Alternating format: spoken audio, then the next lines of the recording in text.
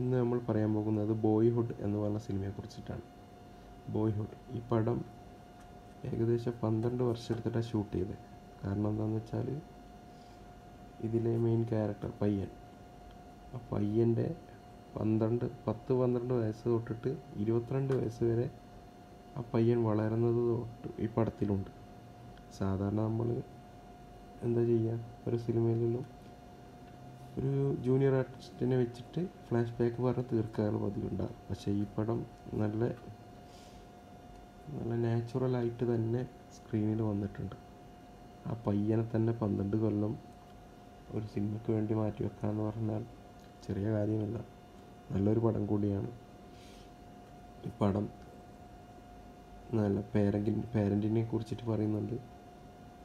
Advice നമ്മളൊരാൾക്ക് ഒരു advice കൊടുത്താൽ അത് ഇന്നല്ലെങ്കിൽ നാളെ അയാളുടെ ലൈഫ് അത് മാറ്റിമറിക്കും.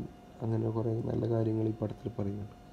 അതേപോലെ ഇതിൻ്റെ ക്ലൈമാക്സിൽ തന്നെ സീസ് ദ മൂവ്മെൻറ്റ് എന്ന് വെച്ചാൽ നമ്മളെപ്പോഴും മൂവ്മെൻറ്റിനെ സീസ് ചെയ്യാൻ നോക്കും, പക്ഷേ ശരിക്കും പറഞ്ഞാൽ മൂവ്മെൻറ്റ് നമ്മളെ സീസ് ചെയ്യുന്നതുകൊണ്ട് അങ്ങനെയാണ് പറഞ്ഞ് അവസാനിക്കുന്നത് ഈ പടം.